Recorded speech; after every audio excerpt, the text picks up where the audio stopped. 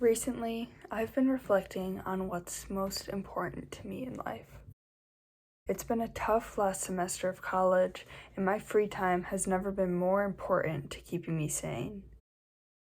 The people and things that I love help to ground me and make me laugh, and what better way to wrap up the year than to combine some of the things that I hold closest to my heart: family, video games, and post-apocalyptic drama thrillers.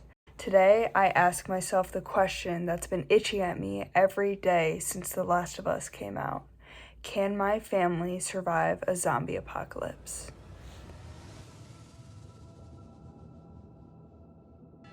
I faced this challenge head on, armed with infinite zombie knowledge from modern media, the Sims 3 Supernatural expansion pack with mods, my 7 family members, my friends to tell me when the hair I chose for my mom's sim looks ridiculous, and a MacBook Pro that can barely handle screen recording for more than 5 minutes. My mission: recreate my family in The Sims and put them to the test. So, without further ado, let me introduce you to the Smiths.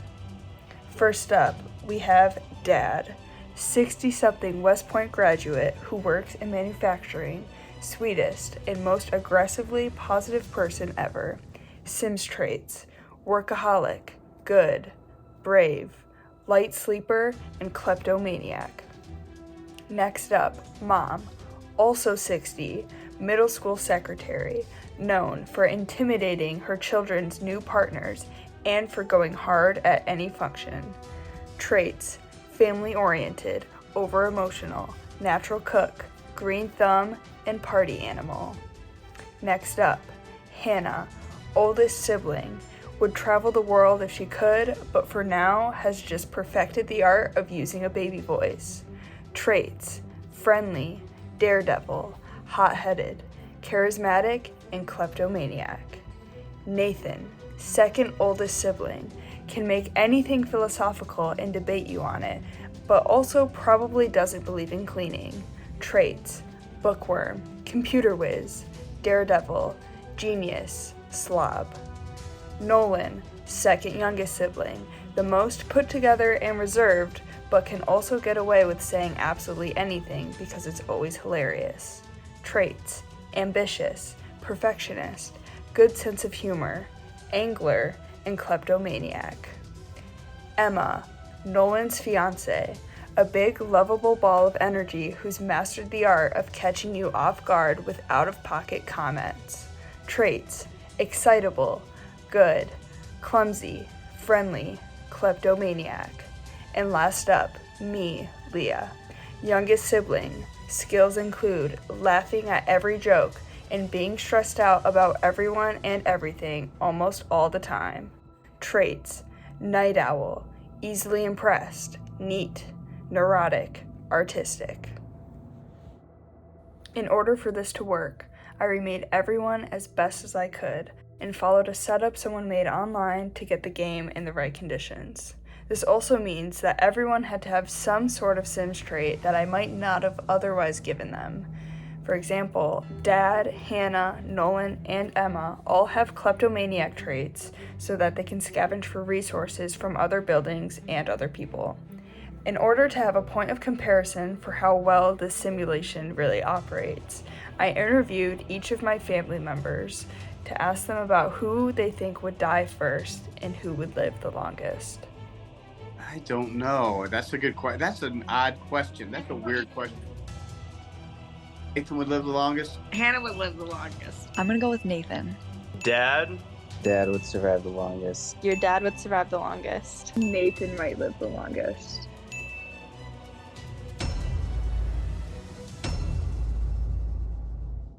We say I'd die first. You would die first, Leah. Dad dies first. Emma will die. Hannah would die first. I would die first. I might die first.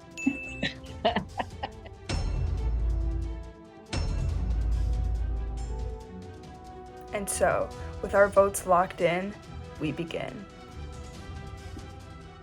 Okay. Well, maybe I should fence in our house because there's already a child here For the first little while, everyone is living off of 2 apples or grapes per day until Mom can get her garden up and running, which means that we spend every day scavenging for food, and with no orders from me, Dad and Nolan love to do their dumpster diving together. Mom, being someone who's always yearned for the arts despite her science brain, has picked up the guitar, which so happens to be the one noise that never gets quieter no matter how many times I turn down the volume settings. Away. God, that sounds horrible. Okay, Emma. Oh my god, it's so loud. Day 1 also marks the beginning of the single worst part of the apocalypse, having to pee your pants. I didn't really set off on this experiment to humiliate my family, but I guess having no running water means that we pee on the floor every chance we get, and we have no way to clean up because we don't have showers. So we pretty much walk around with visible clouds of filth and brush our teeth relentlessly to hold on to any thread of sanity and cleanliness. But anyways, Mom starts a garden. Sometimes I have to remind her that this is not an appropriate activity to do in sweatpants and a bra outside, but you know, it's also the apocalypse, so who really cares? On a food run, Nolan gets attacked by a zombie, so I roll my abnormally mini dice to decide his fate, and he gets hurt in the struggle to get away. I forget to mention here that every time we see a zombie attack in the action queue in the top left corner, the chances of survival depend on a dice roll. The more allies you have nearby to help you, the better your odds. And this means that he's on bed rest for the next full day. He got hurt while he was out with Dad, and the worry and the guilt is starting to get to Dad, so he's started acting more neurotic and stressed than usual. Hannah also gets hurt a couple days later, and Dad is feeling the pressure as his children keep getting attacked on his watch, so he becomes more brutish. Nathan gets hurt next on another run. On the bright side, the monarch butterfly that Nolan found in the dumpster earlier becomes our new pet, which Hannah decides to name Frog because I think that's what she would do in real life.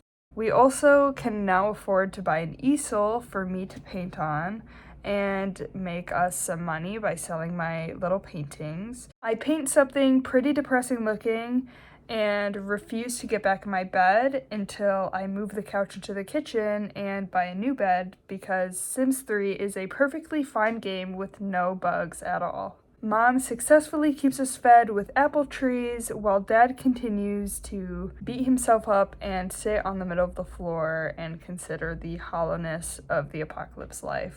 Nathan works on his handiness skill. Hannah takes Nolan's place as a supplies gatherer. I continue painting, and Emma gives everyone hugs and brightens their day, literally. With Nathan's handiness upgraded enough to build an outhouse, Hannah and Dad head out to steal a toilet for us. Even though Hannah pushed past her injury to make it out, they never even break into anyone's house. On the way home, Hannah is attacked again, and her sprained ankle slows her down, and she doesn't make it out. I sell my weird dark painting, and the next morning, Nathan, Nolan, and Emma set off across town to get Hannah's epitaph. There are so many zombies that I roll my tiny little dice 9 times before we make it back home. Nolan loses his food, and Nathan loses Hannah's gravestone in a struggle against zombies, but Nolan luckily is right behind him to pick it back up.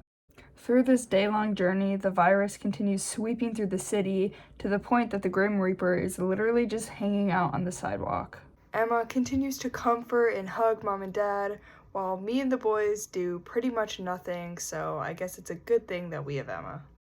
Luckily, that wasn't the last we saw of Hannah because now she's visiting us as a ghost and comes back at night to talk to me and scare Mom, even though you kind of can't see it that well because I have a menu pulled up, but just know that this is exactly what Hannah would do if she could be a ghost for a day. Also, please ignore that Mom and Dad are now super old because I aged both of them and it was a mistake. I try to find any of our neighbors to maybe try to be friends with or form an alliance or something, but they're all zombies. Dad and Nolan fail to catch fish, and I have trouble keeping track of who's not injured at this point. Hannah keeps coming back to haunt my bed or tomatoes or something, and Emma and Nathan get infected at an attempt to rob our neighbors. I quarantine them in a room together, and I guess the apple tomato lettuce diet works really well because they both somehow recover. I try to get Emma and Nolan married for fun, maybe to brighten up the scene a little bit, but I guess Nolan doesn't have enough friends or something, and the apocalypse probably throws a wrench in everybody's mood, so their engagement plans don't really work out. At this point, it's been a couple weeks now and we're starting to hit a lull. Emma can only give so many people a hug at once to keep us going in the wake of Hannah's passing. Nathan can only learn so much about house appliances without another book, but we can't get a new shower working again otherwise. We're all starting to feel a bit stir-crazy and stuck. Our neighbors are succumbing one by one to zombie rage virus, and the strain is only developing more. In a last-ditch effort to seek supplies, knowledge, companionship, freedom, we all band together to seek out and recruit any remaining human beings we can find. We head to our town square, Dad trailing behind the rest to keep an eye on all of us. We make it, but Dad gets attacked by 4 zombies and then 5 more, and we lose him.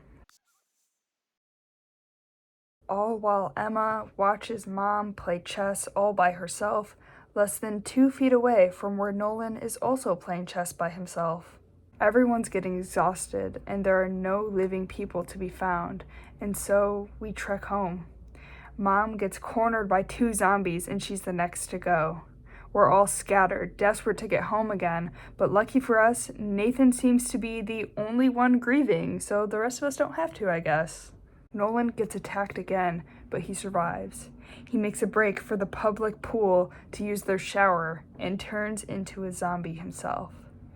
While he harasses some guy named Chris, Emma passes out on the street before she can make it into the house. I get piled on by 6 zombies at once, and then literally 8, and even I can't stand a chance against them. Once again, Nathan mourns for the rest of us, but maybe Nolan is mourning in his own way because he trapped Chris in the public pool and keeps sobbing uncontrollably before he attacks him again. Nathan finally decides he can go home, and I realize that Emma locked herself out of the gate that she's too polite to jump over, I guess, so I unlock it for them. Nathan passes out outside, while Nolan cries about being a desolate zombie, and Nathan finally reunites with Emma again, only for her to pass out on the ground a second time. Emma is having a bad day. Now it's down to our final legacy, Emma and Nathan. They can't go on without keeping our memory alive, so they decide to pick some trusty apples and run across town back to the cemetery. Emma pauses for a shower break at the public pool and heads off again. They both keep narrowly missing zombie attacks. I keep rolling my little dice, and the one time that I go back to roll again, Sims decides for me. Nathan is zombified. I'm heartbroken. My family couldn't make it. Emma survived, but I want her to reunite with Nolan one last time. And before I know it, Nolan recovers. I scramble desperately to reunite them again, even though zombie attacks keep interrupting the queue of animations. And I don't think anyone can fully recover from being literally dead. It's only a matter of time before the virus overcomes Nolan's weakened immune system again, but at least he saw Emma one last time. And Nathan, well, despite the fall of technological infrastructure, and despite being fully dead, he got the chance to game one final time.